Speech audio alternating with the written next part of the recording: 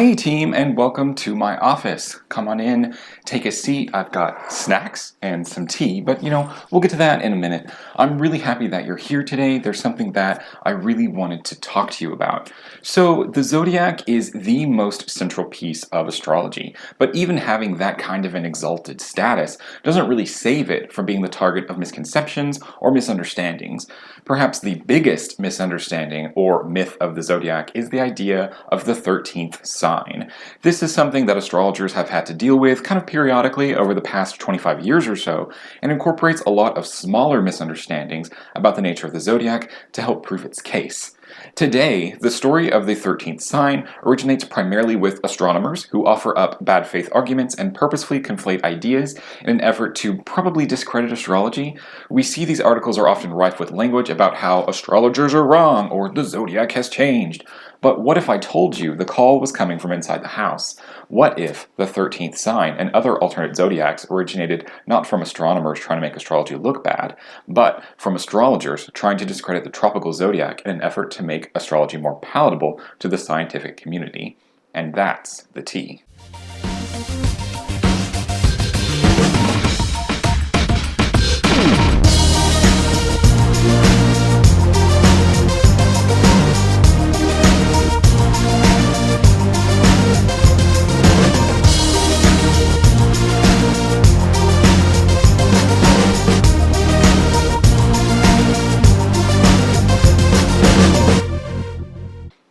For those of you who may be unfamiliar, the myth of the 13th sign is that there are not 12 signs of the zodiac as we're used to, but in fact 13.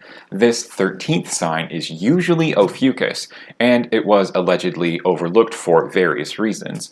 But before we can really dig into all the details about the origin of the 13th sign myth, how it's played out over time, and why it's wrong, we need to take a giant step back and discuss the zodiac itself, what it is, and where it came from.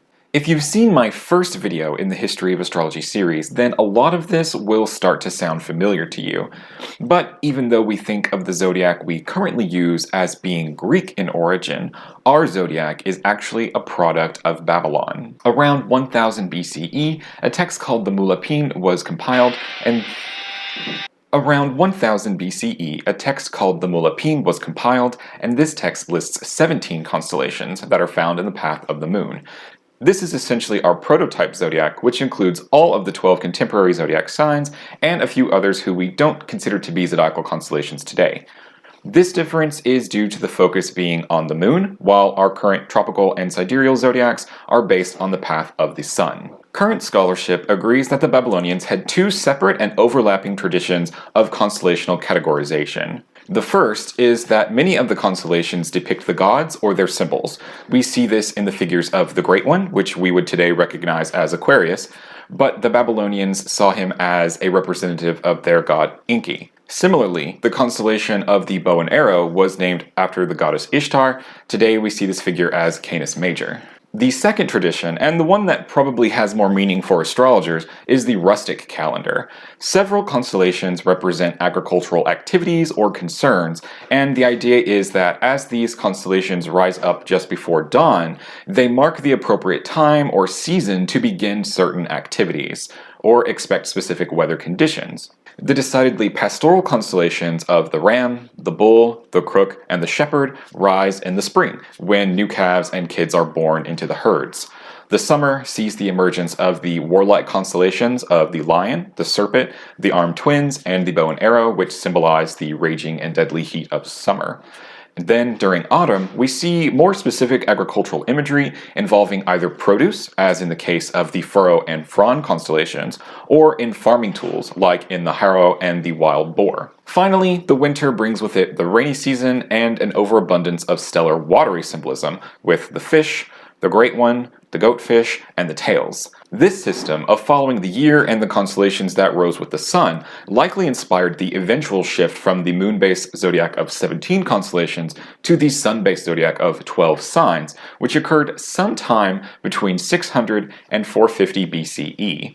This change was also likely encouraged by the influence of the Egyptian calendar and the Babylonian administrative calendars. These calendars used a 360-day year featuring 12 months each, with each month having 30 days. Then they would usually tack on 5 days at the end of the year to keep it in line with the 365 and 1/4 day year that we really experience. This calendar features obvious similarities between the 360-degree circle of the zodiac, the 12 signs of the zodiac, and then each sign being 30 degrees each. At this point in time, the zodiac shifts from being an observable zodiac based on the constellational figures to a sidereal zodiac that is based on mathematical calculations and positions. So now there are two zodiac myths that we can talk about and kind of knock out of the park. The first is that some people believe that the signs Scorpio and Virgo were once the same sign that were split into two. This is not true. Our earliest star list features very distinct prototypical images for Scorpio and Virgo. In the Mulapin, Scorpio is referred to as the cutter, while Virgo is the furrow. Ironically, Virgo was actually two constellations, the furrow and the fron, that were joined into one. The second myth is that the Greeks or the Romans invented the sign of Libra. This is also not true. Again, referencing back to the Mulapin, which is our oldest surviving star catalog, we can see the cutter and the scales listed as separate entities, showing us the idea that the claws of the scorpion, being weighing scales, is as old as the zodiac itself is, really. The Dendera zodiac of Egypt also depicts the scales of Libra as a separate figure from the body of Scorpio. Libra was often referred to as the claws of the scorpion in early Hellenistic Greek astrology, which is likely the source of the confusion. So the sidereal Babylonian zodiac is more characteristic of our contemporary tropical or sidereal zodiacs. Today, we define the zodiac based on the ecliptic or the apparent path of the sun around the earth, just as in the days of Babylon. As the sun makes its annual journey, it crosses in front of specific constellational figures. These constellations then gave their names to the signs of the zodiac. An important point to stress here is the difference between astrological signs and astronomical constellations. Constellations are visible star groupings, often of various sizes. Signs are mathematical divisions of the ecliptic into sections of 30 degrees each.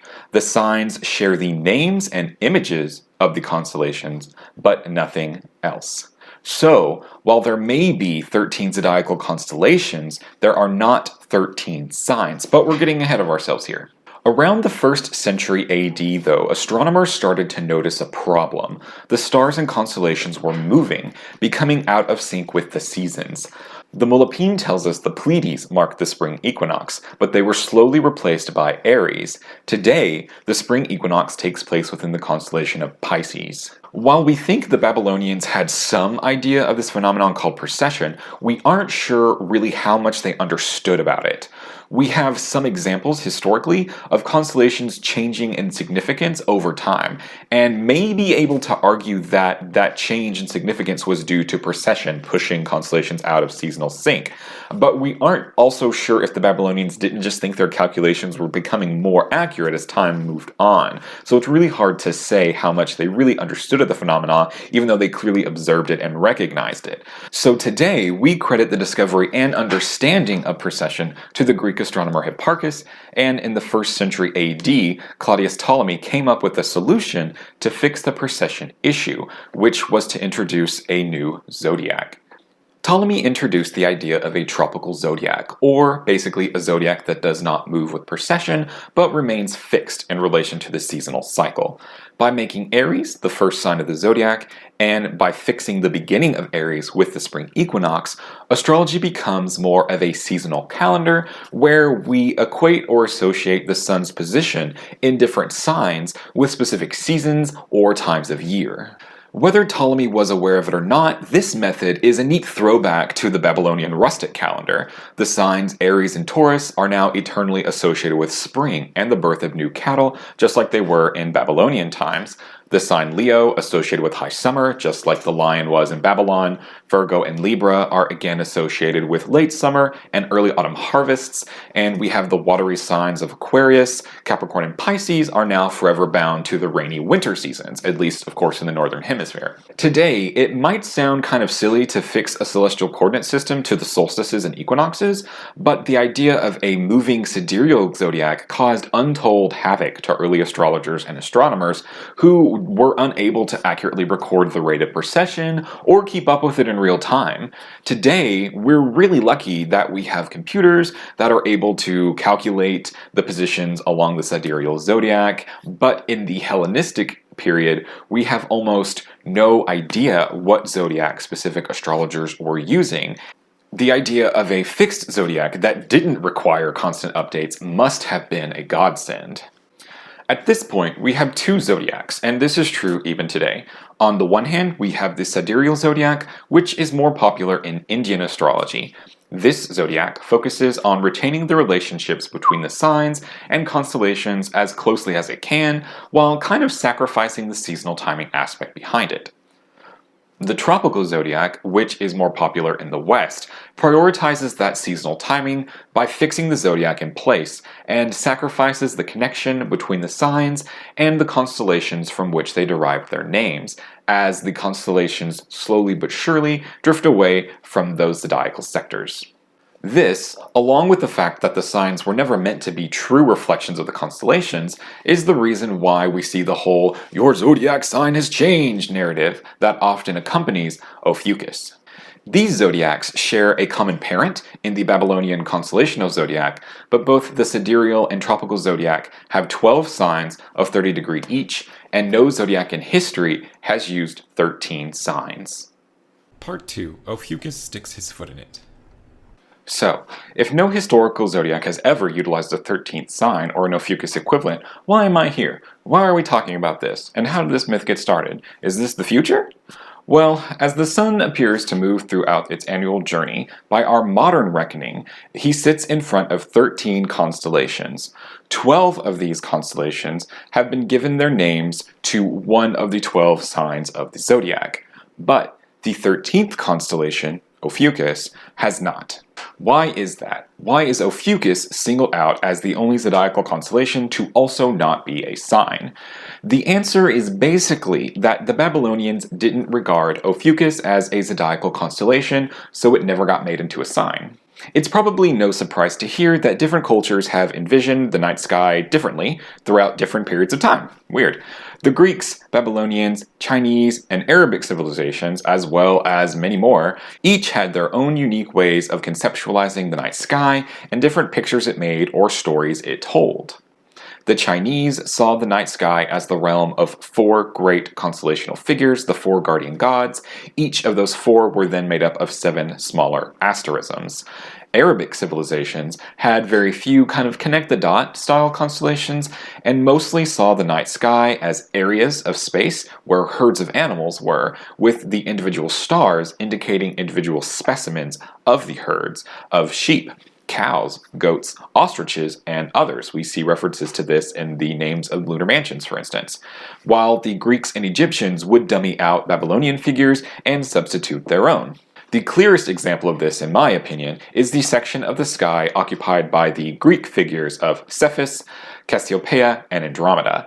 These 3 constellational figures tell a very obviously Greek story, right? But there is no real equivalent of these constellations in Babylonian star lore. Instead, the Babylonians saw this area of the sky where Cephus, Cassiopeia, and Andromeda reside now as being where the great stag, leopard, and horse constellations were. We can tell much the same story about Ophiuchus. It's notable that there is no Ophiuchus equivalent in the Molapine list of proto-zodiac constellations lying along the path of the moon. Of those constellations that are not zodiac signs we have listed, we have the star cluster, which is the Pleiades today. There's the true shepherd, which is Orion. The crook, which is Auriga, the charioteer. There's the old man, who is Perseus. And then Anuntitum, which is the southern fish. We must obviously assume, based on this list, that the Babylonians did not see Ophiuchus as a zodiacal constellation at really any stage of development, since it isn't included here. The Babylonian constellation that most closely associates with the Greek constellation Ophiuchus is the sitting gods.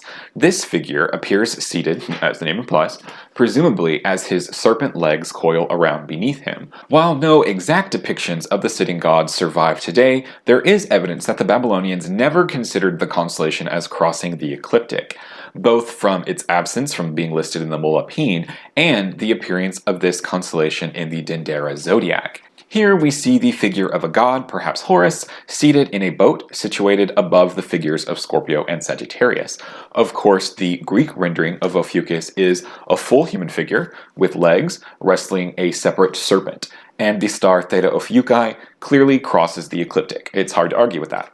We can see this pretty clearly even in the Farnese Atlas, which is a depiction of the celestial sphere dated to around the 2nd century AD, but is likely based off of older star catalogs. So kind of from the early Greek period, we can see Ophiuchus crossing the ecliptic. But if, as evidence suggests, the Babylonian and Egyptian figures featured a seated god with a snake figure as its base in either the form of a serpent or a boat, then to these cultures, this constellation didn't interact with the path of the moon or sun, and so then did not get turned into a sign, essentially.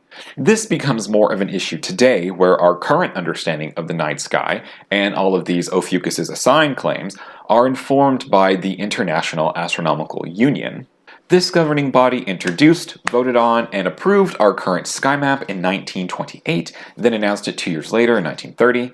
The most significant difference this star map introduces is the idea of constellational boundaries and the assignment of blank space between constellational figures to the constellations themselves. So regardless of whether or not we like it, or whether or not Ophiuchus was ever meant to cross the ecliptic in the first place, he's there now, at least as far back as the Greek star maps, and a decent amount of fuss has been made about it. Part 3. Thar she blows, Cetus the whale. So the sidereal and tropical zodiacs have been utilized for hundreds, if not thousands of years, and there has never been an impetus among astrologers to replace or update them until the 20th century. In 1970, Stephen Schmidt published a book titled Astrology 14, arguing for the inclusion of 2 new zodiac signs, Cetus the whale and Ophiuchus the serpent bearer. Please see my citement. Along with these 2 new signs, there should also be, of course, 2 new houses, which are also included in the book. Now, I know what you're thinking. 14 signs? I thought there were only 12, and then 13, and now you're telling me there's another one? Yeah. Basically, Cetus was included by Schmidt due in large part to those aforementioned constellational boundaries prescribed by the IAU. While the stars of Cetus are actually quite far from the ecliptic, the projections of the boundaries come very close to it. Close enough for Schmidt to consider Cetus eligible for a spot in the zodiac. The basic framework of Schmidt's alternative zodiac is that it's not too different from the tropical zodiac that he seems to dislike. It is a division of the 360 degrees of the ecliptic into an equal 14 signs, resulting in each sign taking up 25.7 degrees of space along the ecliptic. Thankfully, the 14-sign zodiac never really picked up any steam that I was able to discern in my research, which is great because honestly, the book and the ideas that it presents are terrible. It woefully misunderstands a lot of the points that it tries to make, and the best way that I could characterize this book is it's like what somebody who is bad at astrology would think a good astrology book would look like.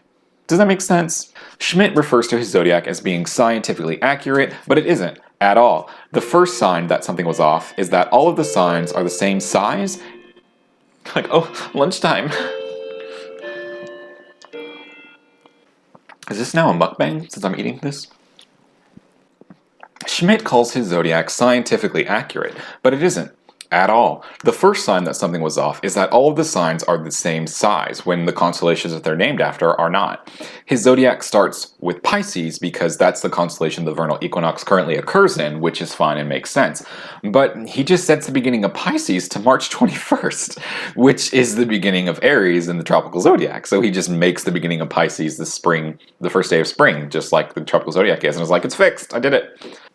The vernal point, or where the spring equinox currently occurs, is somewhere around like 6 degrees Pisces, so it would have been more accurate for Schmidt to said that Pisces begins somewhere around like March 16th. Schmidt's attempts to make astrology more acceptable to the scientific mainstream is not an isolated incident, guys. During the 1960s, 70s, and 80s, there were many astrologers and astrological organizations who attempted very similar things. Around this time, clinical psychology was becoming more accepted into academic circles, and because the prevailing framework of astrology, at least in modern astrology, at this time was psychologically focused, astrologers hoped that if they were able to somehow marry astrology with psychology, it would kind of get astrology's foot back in the door to being accepted again into the academic sphere. Schmidt's new zodiac proposal was simply another means to that same end. Updating the language to be less prediction-focused was one step in doing that, which was very common in modern astrology around this time, but so too was updating or throwing out any so-called archaic system, which some apparently interpreted as throwing out the tropical zodiac entirely. Schmidt comes out pretty hard about the idea that tropical astrology is flawed because it assumes that humanity can be easily divided into 12 different types of people based on their sun signs, which is something that nobody who is serious about their astrological studies really believes. We know that people are way more than just their sun signs, even from an astrological standpoint. Ironically, though, all of Schmidt's evidence for the characteristics associated with Cetus, Ophiuchus, and all the other signs comes exclusively from individuals that he's found who have their suns in those fake signs. So, while he doesn't apparently like the idea of astrology dividing humanity into 12 types of people, he doesn't seem to have a big problem with astrology dividing people into 14 types. That's fine, it's great. Speaking of those characteristics, Schmidt has a group of about 20 people for each sun sign and somehow determines shared characteristics between those groups of people and assigns them to those signs. About Cetus, he says they're involved in the arts, shy but charming, headstrong, and they listen to advice but often do kind of whatever they want anyway, and love being in the limelight. He describes Ophiuchus even more briefly, saying they are usually involved in entertainment and music, and above all, their chief characteristic is versatility. All throughout the book, Schmidt criticizes the tropical zodiac and at one point suggests that there is a conspiracy of silence on the part of astrologers, hoping that if we just kind of keep quiet and ignore the other two signs and precession of the equinoxes, no one will notice. It's fine, just don't say anything, guys. Thank God he's here to point it out to us and keep us honest. The book is just filled with bad rhetorical devices, and at one point, kind of hilariously, Schmidt quotes from the Larousse Encyclopedia of Astronomy. And the quote provided does honestly a really good job of differentiating between zodiacal signs and constellations and discussing the effects of precession of the equinoxes and its effect on astrology. But it all just seems kind of completely lost on Schmidt, who doesn't seem to understand why those ideas are important in the tropical zodiac at all. Now, this idea that the tropical zodiac is a mistake or a conspiracy is a theme we'll return to a couple of times, so keep that in mind. Now, probably to no one's surprise, Schmidt does away with a lot of conventional astrological ideas. Elements, quadruplicities, obviously dignities have to go, sign rulerships, even the MC. He doesn't see a use for them, likely because he didn't really understand them and their effects on, say, the meanings of signs specifically, and in astrology generally. Now, that isn't exactly a personal attack on Schmidt. In 1970, it was not a good year for understanding classical astrological ideas, as we wouldn't have access to those translations for about another 25 years with Project Hindsight. Anyway, this book is bad, and reading it was a fascinating chore that wore heavily on my soul. To see someone who claims to be an astrologer make a bunch of bad faith claims and back it up with basically junk statistics, all in the name of making their type of astrology look better, was really tough. But again, is a theme we'll return to later. Part 4, 12 moons, Arachne the spider. While Robert Schmidt's Astrology 14 didn't quite make the waves he was hoping it would, it did lay some of the groundwork for future alternative zodiac proposals. The next proposal down the line would be in 1977, when James Vogue published his Arachne Rising. This book suggests a hidden 13th sign of the zodiac in the form of Arachne the spider, whose form was given to us by the ancient Celts. There, of course, is no spider image in the sky, according to Babylonians and Greeks, and Vogue says the stars of Arachne were transformed into Auriga, the charioteer, and you can see it by simply rearranging the stars in that constellational figure. The main argument in Vogue's works for Arachne doesn't focus on constellations that cross the ecliptic, though it should be noted that the charioteer was one of the original 17 zodiacal constellations based on the text of the Molopine. But the claims primarily focus on the idea that there are 13 lunar cycles in a year, and that ancient civilizations employed a 13-month calendar before it was superseded by the 12-month solar calendar. He suggests this 13th month belonged to Arachne, and when we switch from a 13 to a standard 12-month calendar, Arachne got the axe. So now, unfortunately, we kind of need to segue into a conversation about calendars. There are three kind of distinct types of calendars that have a relationship with a solar or lunar cycle. We have our solar calendars, and then we have, of course, our lunisolar calendars, and finally, a lunar calendar. A solar calendar is a calendar that exclusively focuses on the sun to determine the year. Our current Gregorian calendar is an example of a solar calendar, of course, but so too was the Julian calendar that came before our Gregorian calendar, and even more anciently from that, the Egyptian calendar and the Babylonian administrative calendars were also solar. As we know, a solar year is 365 and 1/4 days, and different systems had their own kind of unique method for dealing with this extra piece of a day, which, kind of left unaccounted for, would gradually cause the calendar to become out of sync with the seasons. The Gregorian calendar famously utilizes a leap day every 4 years, February 29th, one we just recently had, while the Egyptians in their calendars had 5 extra days that were sort of unaccounted for, that were tacked on as a final week, at the end.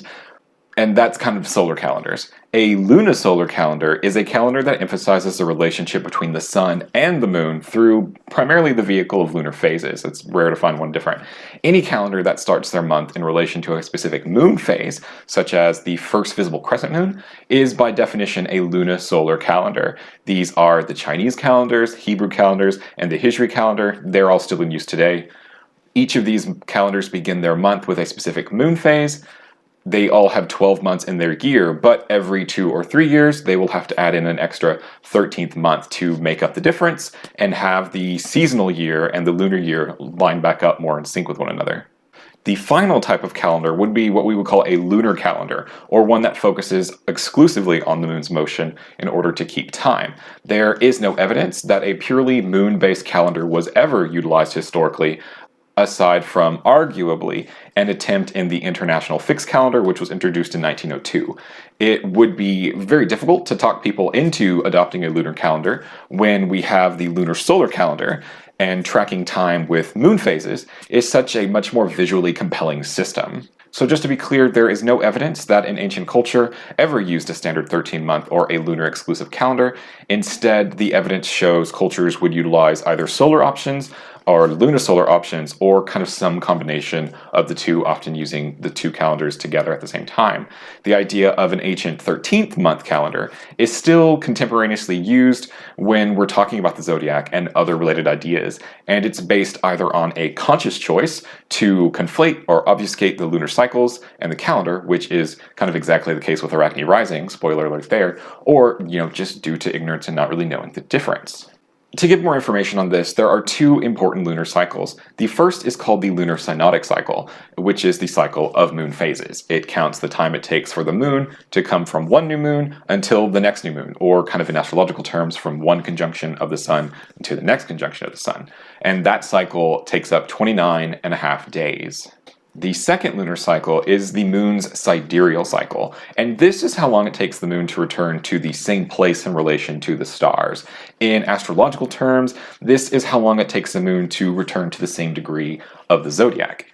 This cycle, the sidereal cycle, takes 27.3 days. The synodic cycle takes a little bit longer than the sidereal cycle because the sun is also moving through the zodiac. So by the time the moon kind of gets back in the sky to where she was, the sun isn't there anymore. He's moved on a little bit, and so the moon has to kind of take more time to catch up to him. In 1943, Robert Graves published his work, The White Goddess. In this book, Graves claims ancient cultures worshipped a single great goddess deity who was sort of slowly driven out by more warlike cultures that would worship one god, ultimately leading to the goddess's eradication from religious practice. Vogue draws really heavily from Graves as a source, most noticeably Graves' Celtic tree calendar. This calendar, Graves claims, was a lunar calendar of 364 plus 1 days. Graves' work and the concept of a 364 plus 1 day year is still cited often in conversations about astrology and the calendar. The math here is very simple on the surface. You take the 28 days of the lunar sidereal cycle and you multiply it by the 13 lunations in a year, which brings us to a total of 364 days. And then you just, pop an additional day on the end to reach 365. Unfortunately, the math here doesn't really work out because there is no 28-day lunar cycle to base this framework off of. And of course, there is not a standard 13 lunations in one seasonal year. The moon's sidereal cycle is 27.3 days, not 28, and while it sounds like a super small difference, it adds up over time. Let's say we decided to start the month whenever the moon was with the fixed star Regulus in the sky, just to sort of provide an example of a fixed point to use as a reference. 28 days later, the moon isn't exactly on Regulus, but a little past, and then 28 days after that, she's even further past. At the end of the year, you would have a difference in over 9 days. That would need to be corrected somehow, and adding an additional day at the end of the year isn't going to cut it. Similarly, the time it takes for one lunar cycle to complete from new moon to new moon is 29.5 days. Simply multiplying that number by 13 gives us 383.5 days, showing us that 13 lunar cycles cannot fit within a solar year of 365 days, but 12 of them can. The math behind a standard 13-month system is just not there, and while contemporary lunisolar calendars will occasionally use a 13th intercalary month to make up the gaps between their lunar and seasonal cycles, this is obviously not standard or necessarily even ideal. Hopefully this has illustrated some of the issues with calendars like the ones Robert Graves proposed, but basically the real problem with that calendar specifically, and arguments or assumptions made based on it, is that that calendar is a fake. Robert Graves invented his Celtic tree calendar based off of what can really only be described as his own imagination. He claims a standard 13-month calendar with each month being based on one letter of the Ogham alphabet, which actually has 15 letters, not 13, so whoops. He claims each of these letters means or is in reference to some plant, and then assigns them also an annual sign. There's a reason. Graves claims that he discovered this pattern based on the Song of Amergin, which is an ancient Celtic poem. Unfortunately, Graves does not render the poem faithfully, but rearranges and deletes lines from it as he sees fit to make his connection with his Celtic tree calendar viable.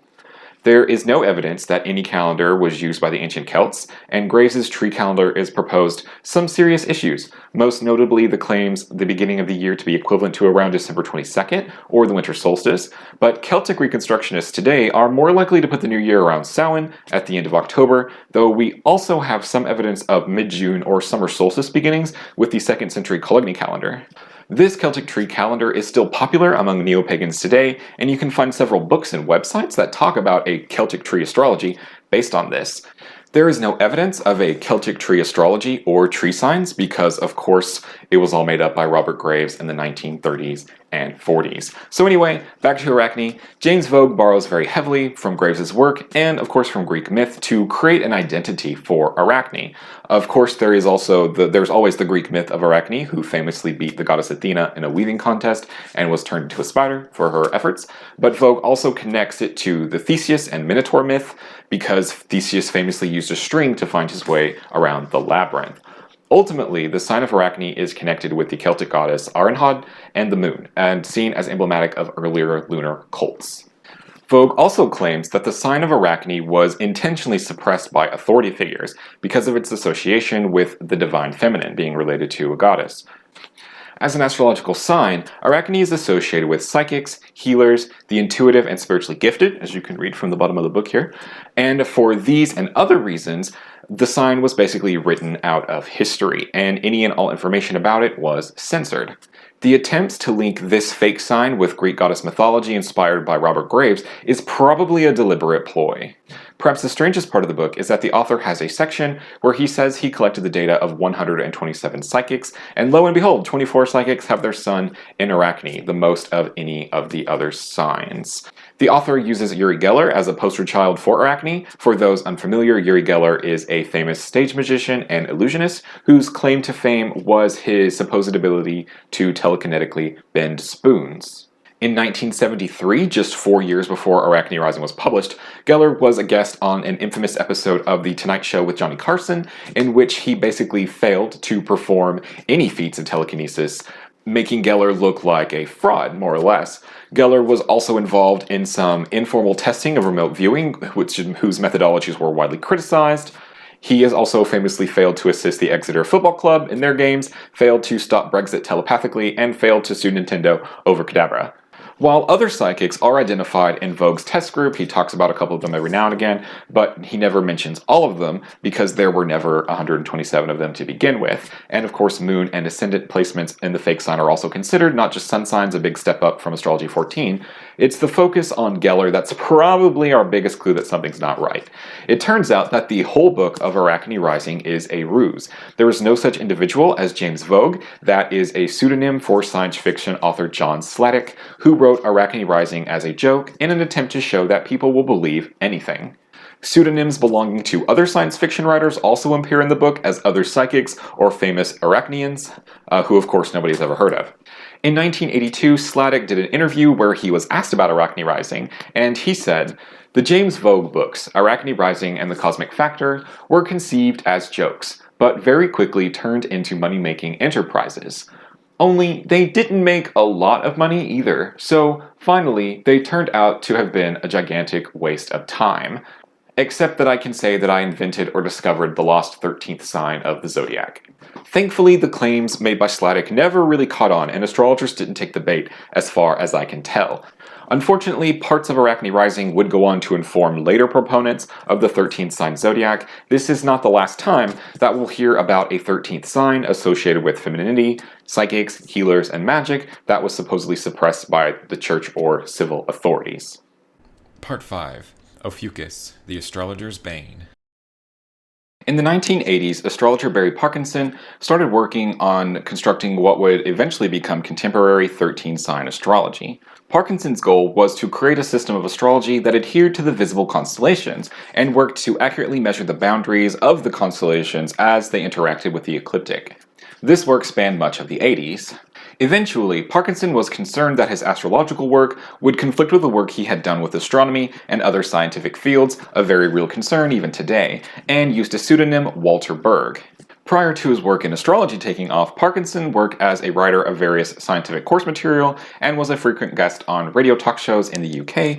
Starting in 1989, he wrote a monthly cultural astronomy and New Age feature called The Evening Sky, which was syndicated out to various other newspapers.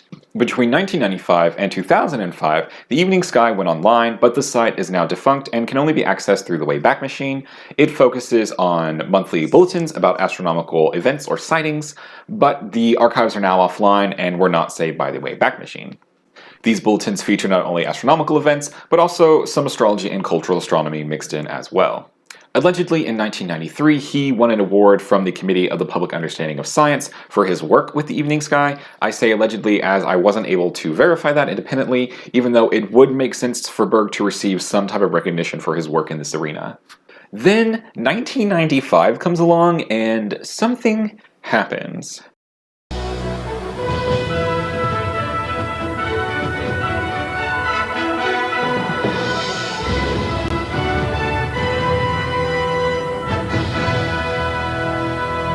On January 20th, 1995, the BBC 9 o'clock news announced that the Royal Astronomical Society had discovered a new sign of the zodiac. Obviously, no such discovery was made, but the news spread like wildfire across the United States and other countries where it was reported faithfully. While the report initially claimed the Royal Astronomical Society was behind the announcement and that there would be a program on later that month to talk about it more in depth, the program ended up only providing something of a cursory explanation of precession with no mention of a 13th sign at all. The Royal Astronomical Society also denied making any such report to the BBC, and even to this day, it's unclear exactly who made the report, how it got started, though one theory is that it was a science journalist from the Daily Telegraph who decided to report the 1930 IAU decisions about the constellational boundaries for some reason, but others suggest it may have actually been something of a sensationalist approach to advertising that astronomy program, which otherwise might not have had any kind of widespread appeal without some kind of hook to get people interested. Regardless, the idea of Ophiuchus as the 13th sign of the zodiac was born into popular consciousness for the first time. In March of that same year, Walter Berg published his 13-sign astrology, which, riding the wave of the mistaken BBC report, sold fairly well. The book is a very light read and honestly pretty unimpressive as far as astrology titles go. Had it been written at really any other time, it likely would not have performed so well. I actually reached out to Walter Berg about the BBC report and writing his book, and he shared, "I had mailed book proposals to publishers for several years and was still in the rejection phase. I submitted a proposal to HarperCollins called The 13 Signs of the Zodiac around 1993. They wrote back saying they had passed it to a subsidiary, Thorson's.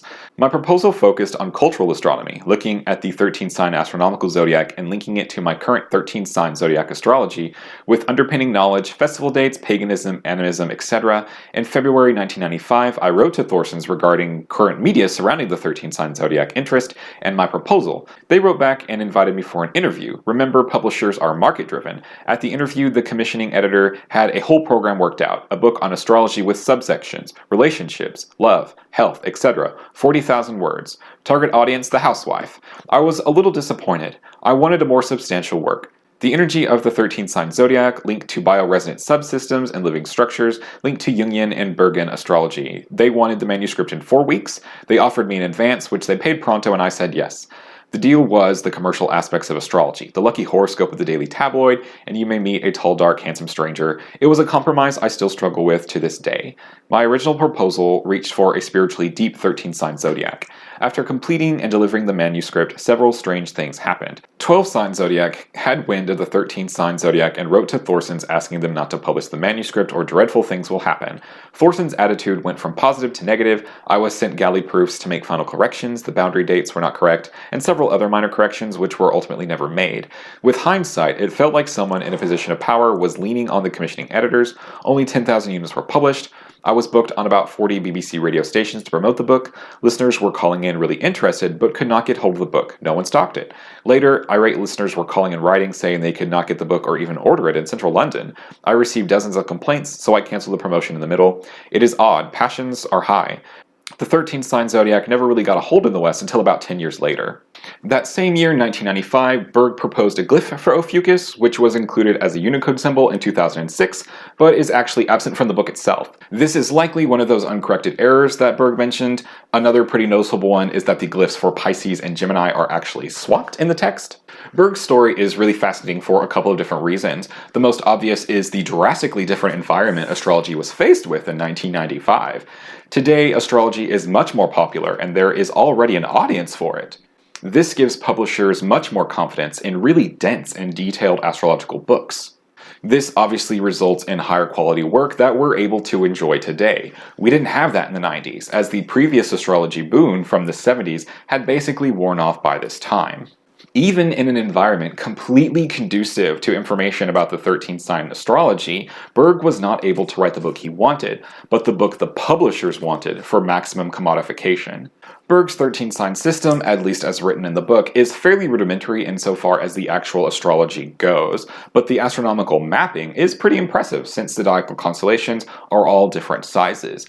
Basically, the system looks like this, with Pisces as the first sign of the zodiac starting on March 12th, so not literally the vernal equinox like in Astrology 14. The characteristics of the new zodiac signs are exactly the same as the old ones, just mapped onto different dates of the year. So the only difference between, say, the tropical sign of Pisces and the new sign based on the zodiacal constellation of Pisces is the dates. Even the medical assignments are the same.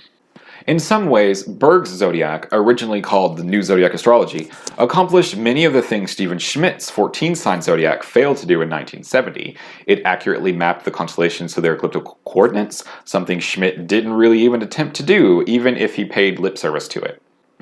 I'm being really mean to Schmidt right now.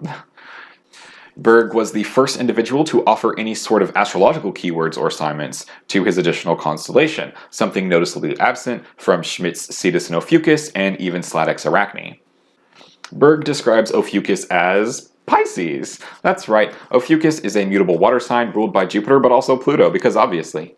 Now, I don't hate the idea of Ophiuchus as a mutable sign, since the other mutable signs are also what is classically referred to as double-bodied, or a sign whose image is of two things. Gemini, of course, is two twins, Virgo is a woman with a bird or a woman with wings, Sagittarius is a centaur, so you know horse plus man, and Pisces is two fish. So the idea of Ophiuchus, which is a man with a snake, fits in here thematically. It's doubtful Berg was thinking at this level, since he lets the other signs keep their quadruplicities and elements. Ophiuchus is probably only mutable because it comes after Scorpio, which is a fixed sign. It's also possible that Berg simply sought to combine aspects of Scorpio and Sagittarius to create Ophiuchus, and so as a result gave Ophiuchus Scorpio's element, the water element, and Sagittarius' quadruplicity, mutable. Berg also calls Ophiuchus a negative or a feminine sign, which is odd, I think, considering the figure is masculine. It'd be like calling Virgo a masculine sign, just kind of odd. The personality profile behind Ophiuchus is a little confusing. It's primarily built around the doctor image because of the healing of Ophiuchus and Asclepius, but features some conflicting ideas like Ophiuchus is empathic and compassionate and has a strong desire to help, which makes sense, but is also unfeeling and cold. Like, okay, that's fine. This constellation also makes people good at building and repairing, so healing things instead of people, which makes sense. They're good diplomats and good at reading rooms, while also being kind of very self-protective, which may lead them to coming off as selfish. Oh, and they're also hypochondriacs, because why not? Really obsessive about health. And Berg assigns both the cardiovascular and the lymphatic system as being under Ophiuchus. So due to the 1-2 punch that was the BBC announcement and Berg's publication of his book, Ophiuchus was introduced into popular consciousness as the 13th sign of the zodiac, and in many ways as a symbol of the ineptitude of astrologers. In his book, Berg makes a handful of historically inaccurate claims to create a narrative of why there are 13 signs today, saying, "The signs of the zodiac were first mapped by the ancient Babylonians about 3,000 years ago, when there were 12 star signs. Movement on the cosmic timescale is very slow compared with the timescale of a human life. The star signs are slipping by a small amount each year so that there are now 13 signs in the zodiac. The new sign of Ophiuchus moved into the zodiac over 1,000 years ago." Here you can see Berg is trying to link Ophiuchus' zodiacal status as being due to precession. This is an argument that we'll hear later and basically has become part and parcel with the conversation surrounding Ophiuchus. Precession didn't create Ophiuchus, it's been there all along, but the way humanity has viewed the sky has simply changed over time, and we inherited an older tradition that didn't see Ophiuchus the way we do now. So while astrologers and astronomers were dealing with the inception of the Ophiuchus myth and misguided precession claims, something else happened. Part 6. Ophiuchus rises in Japan. After Berg's book came out in the UK in 1995, it was translated into Japanese and published there by Hiroshi Kato in 1996 and sold very well. Due to Berg's experience in radio and writing, he was able to quickly capitalize on this trend. During 1996, he appeared on Fuji TV every Monday for its Big Today program and wrote several articles and personality profiles of Japanese celebrities and politicians in a weekly column in Sankei Shimbun. His unique combination of skills and sense of timing really paid off, and 13-sign astrology gained something of a cult following in Japan. Now, we know that this was not Japan's first introduction to tropical Western astrology. It first entered Japan in the 9th century through Chinese translations of the works of the Hellenistic astrologer Dorotheus. But, for whatever reason, it kind of disappeared basically somewhere around the end of the 14th century, only to re-emerge in the late 19th century, likely due to the works of Theosophist authors who opened up a lodge in Japan in 1920. Western astrology also played a small role in Japanese anime and manga, where it became somewhat fashionable to assign characters birth dates and sun signs. Naoko Takeuchi's hit series Sailor Moon first debuted in 1991, and assigns each of the sailor soldiers a sun sign that is the domicile of the planet they represent. Sailor Moon is a Cancer, Sailor Mars an Aries, Sailor Venus is a Libra, and so on. Clamp was also a big fan of this. Their series Magic Knight Rayearth and Cardcaptor Sakura feature characters with canonical birth dates and zodiac signs. While Magic Knight Rayearth sun signs are more in line with the characters' personalities and traits than Cardcaptor Sakura's, which plays more into Japanese cultural ideas about specific birthdays, we can still see some stereotypical sun sign traits that are still discernible in those characters. Following 1996 and Berg's prolonged media blitz in Japan, though, we start to notice a shift in the media narrative. The zodiac has been something of a recurring theme in the Final Fantasy series, such as in Final Fantasy XII International Zodiac Job System or in Final Fantasy XIV, where collecting pieces named after zodiac signs was an important step in the Relic sub-questline. The zodiac first entered the Final Fantasy series in 1997 with the release of Final Fantasy Tactics. Here, the zodiac plays a key part in the game's combat system.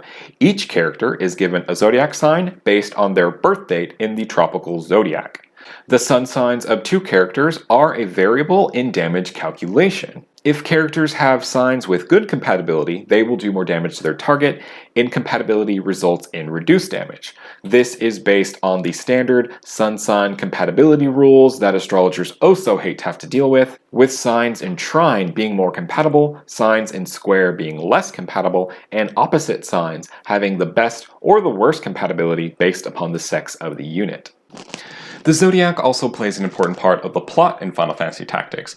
After a certain point, the plot is driven forward by the main character's race against the enemy to collect 12 magical stones, each stone emblazoned with the sigil of one of the zodiac signs. While the stones of some signs play heavier into the plot than those of others, like Virgo, Leo, and Aries, and others are more in the background and may actually be skipped by the players if they only focus on the main story, they are all 12 present.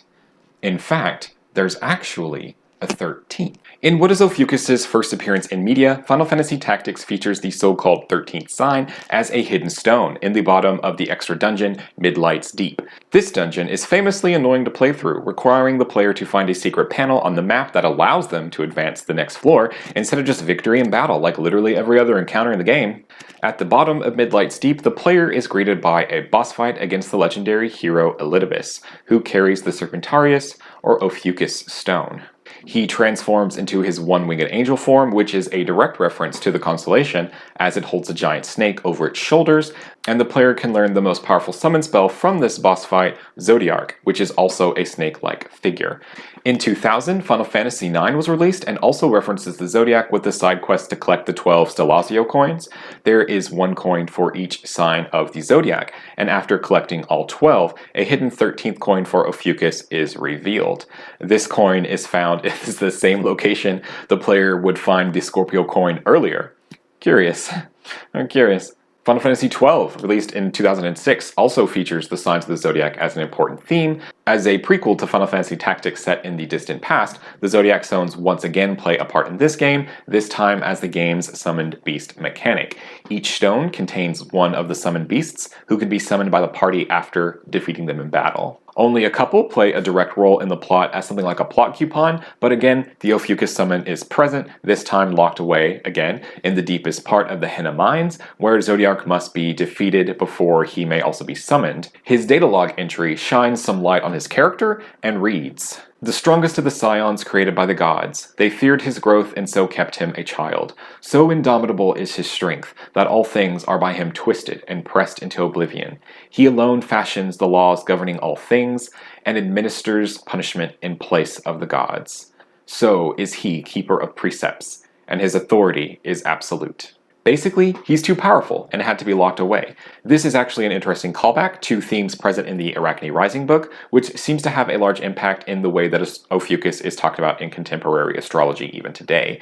We'll come back to this, of course, but another Japanese series wherein the zodiac is a key feature is Saint Seiya, which first premiered in print and anime in 1986, and was dubbed in the West as the Knights of the Zodiac.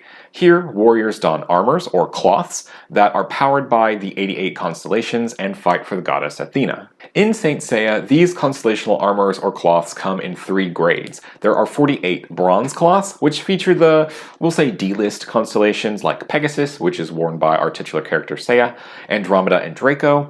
There are then 24 silver cloths, which feature kind of somewhat more important or well-known constellations like Aquila, Perseus, and Cetus. Finally, of course, there are 12 gold cloths, one for each of the zodiacal constellations. In this series, the Ophiuchus cloth is a silver cloth worn by the warrior Shina. In 2006, a sequel series was created called Saint Seiya Next Dimension, and here things are a little bit different. We're told throughout the course of this story that Ophiuchus actually wasn't initially a silver cloth like we saw in the original series, but was actually the 13th gold cloth. It was considered the strongest of all of the 88 constellational cloths and was punished by the gods and sealed away due to basically being too close to the divinity and its power. Due to this curse, it was downgraded into the silver cloth by the time of the original series that we are familiar with there. I wonder what changed between 1986 and 2006. As you can see, Ophiuchus had something of a small but observable impact in Japanese media, which we can still see to this day. Final Fantasy XIV features Zodiac as the god of darkness, who the main kind of council of evil are serving. This storyline is still currently being developed. And while the Zodiac themes here are not overt, they are direct references to the character from Final Fantasy XII and Tactics. Even though Ophiuchus has had this impact in media that incorporates zodiacal themes, it doesn't seem to have had a huge impact in the way the Japanese identify, as most still think of themselves as whatever tropical sun sign they are, rather than whatever they are in the 13-sign system. Perhaps as a testament to this, in 2008, Walter Berg wrote another book called Blood Type Cross Astrology, 48 Types to Know Your True Self. This book creates unique personality profiles between the 4 blood types and the 12 zodiac signs. That's right, 12. Curiously, this book is authored under his birth name, Barry Parkinson, and is the most recent book he has written. Part 7. Ophiuchus Today. Astrologers have had a couple of rough decades since the 1990s. Though astrology is becoming increasingly popular, we can't argue with that, it's also kind of been smacked down a couple of times by astronomers. First, of course, we had the initial announcement of the 13th sign in 1995. Then in 2005, we had the discovery of Eris, which ultimately led to the International Astronomical Union adopting a new definition of planethood for the first time in forever in 2006, which led, of course, to Pluto's demotion to the status of dwarf planet, with some astrologers taking that news harder than others. After that, in January 2011, not sure what it is about January and Ophiuchus, a story appeared in the student newspaper of the Minneapolis Technical and Community Colleges, the College City News, where astronomy professor Park Kunkel spoke about axial precession, about how the zodiac signs are off from the zodiacal constellations, and the existence of Ophiuchus as the 13th constellation on the ecliptic. For whatever reason, this story also took off like wildfire, reported on in the Star Tribune, and picked up by CNN, MSNBC, and other media outlets. What's interesting is that Kunkel actually denies drawing the conclusion that there ought to be a 13th sign of the zodiac, primarily because he doesn't believe in astrology. When asked about this on January 13th, about 3 days after the story first broke, he said, "I just mentioned that it's there, and astronomers actually count it. So if you actually watch the stars in the background of the sun, it actually does go through the constellation of Ophiuchus." The Babylonians probably had totally different constellations anyway, which was the whole damn point of the first part of this video, but this clarification also shows the obfuscation between signs and constellations. It doesn't matter what stars are behind the sun, since the signs are not the stars. Regardless of what Kunkel meant, the media climate surrounding the story quickly spun it as new sign of the zodiac has been discovered, with even the original article in the College City News running with the headline, "Astronomy's Kunkel Discovers New Zodiac Sign." It does seem that Kunkel would kind of lean into the idea of Ophiuchus as the 13th sign of the zodiac later on, likely due to the controversy surrounding the idea. Astrologers and astronomical organizations like Shelley Ackerman of the AFA and Jeff Jarr, of course, responded to the story, reassuring everyone that astrologers knew about precession and Ophiuchus, and simply just tried to restate the differences between the tropical and the sidereal zodiac, while being very clear that neither contains 13 signs.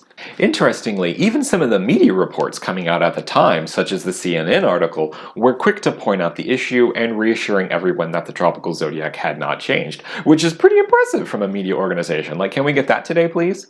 In March of 2015, the BBC's apparently now defunct I Wonder interactive educational site ran a story about precession of the equinoxes, wherein it claimed that Ophiuchus was intentionally left out of the zodiac for unknown reasons, and also produced a a interactive graphic that claimed that 86% of the population thought they were the wrong sign. There was a pretty strong pushback in the astrological community about this, partly because I think people had had just about enough of the whole thing, with one response article being titled "Astronomers Discover 13th Sign for the 13th Time," and also partly because of the BBC's reputation for reporting factual content, with this story making demonstrably false claims about the history of precession, of course, casting astrologers in an unfavorable light.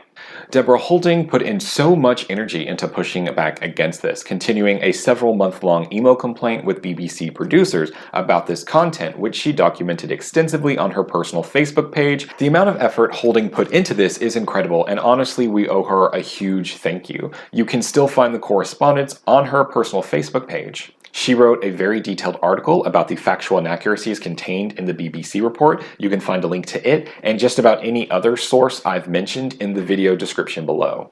Go and check it out. There's a lot, and you kind of need to just experience the craziness of it all. The most recent time this story has resurfaced was in September of 2016 when Cosmopolitan, yes, Cosmopolitan, incorrectly reported on a NASA blog post. Cosmopolitan claimed NASA updated the zodiac and slipped in Ophiuchus while we weren't watching. Direct quote. In actuality, this post from NASA details the differences between astronomy and astrology, specifically within reference to precession and the shifting constellations and the calendar.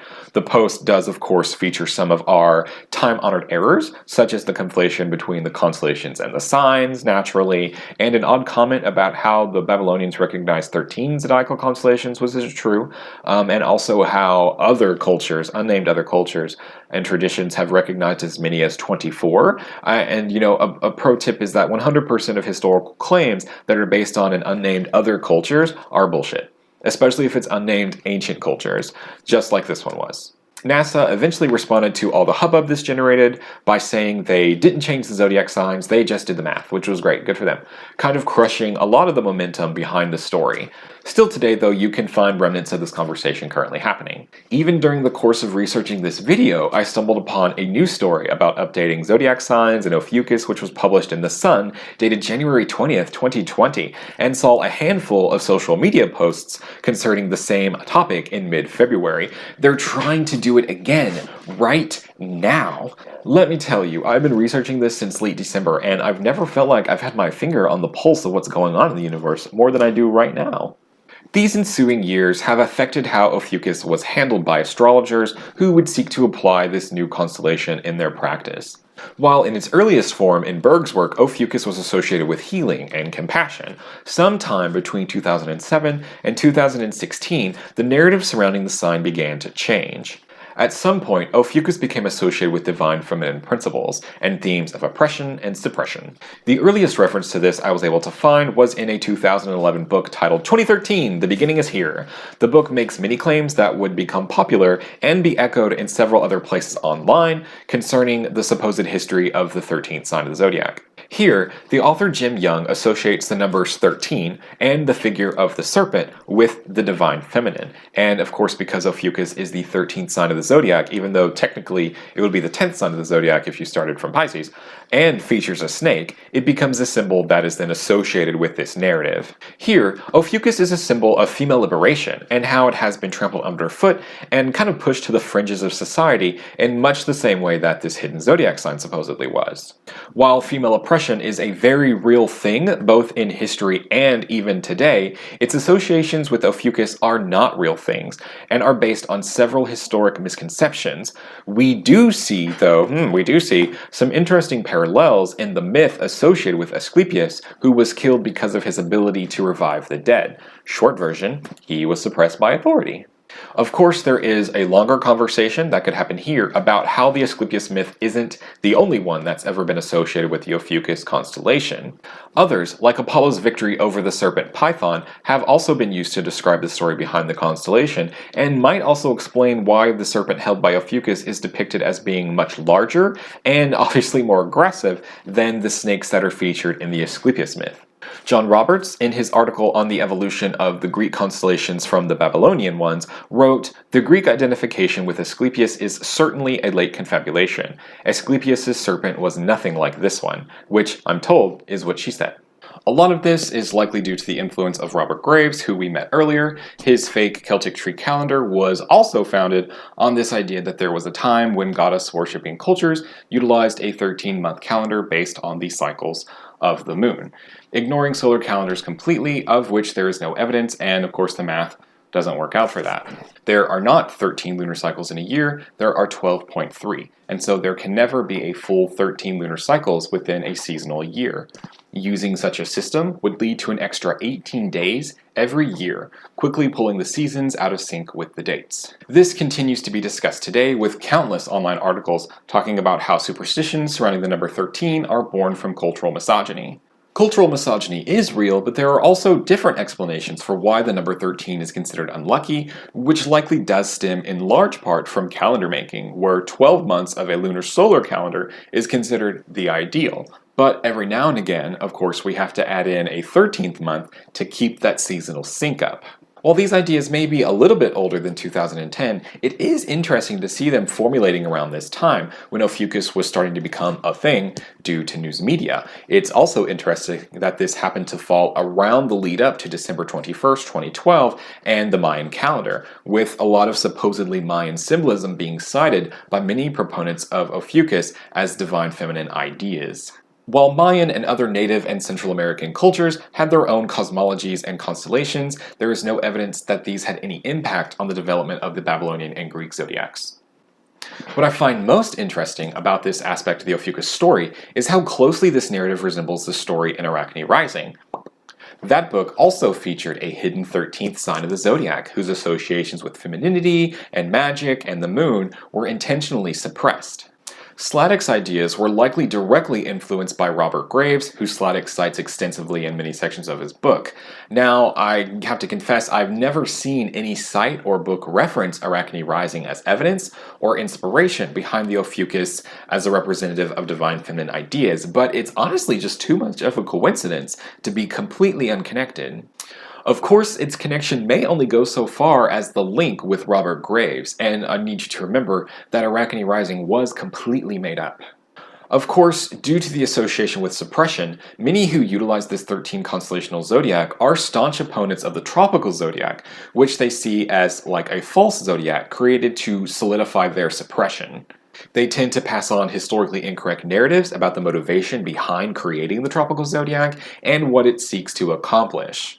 Often referring to it as an ignorant mistake or a sinister conspiracy, neither are true, but these same writers have definitely benefited from much of the confusion caused by media reporting on precession and joining in on the chorus about how the tropical zodiac is incorrect, using these public reports from scientific organizations to further their own legitimacy. NASA is right. The tropical zodiac is woefully out of date. In fact, it never should have been used, and here's the correct zodiac. You've been lied to your whole life. While recasting the motivation of the tropical zodiac, they also tend to completely erase the history of the sidereal zodiac, because they're trying to usurp that name for their constellational zodiac. Not only is this like a weird body-snatching attempt, but it also serves to make the tropical zodiac seem much more like an unhinged idea. Like Ptolemy just decided to go from using the constellations to using the tropical zodiac, when the sidereal zodiac came between those developments and puts the tropical zodiac in its proper developmental context. Standardized mathematical signs of 30 degrees existed long before Ptolemy's time, he just proposed to keep them in place. This becomes more noticeable when it comes to the naming of this system. It is usually referred to as true sidereal astrology, which is an interesting choice of naming, and my heart genuinely goes out to astrologers who actually use the sidereal zodiac and continually have to reassure people that they are not in fact using a 13th sign.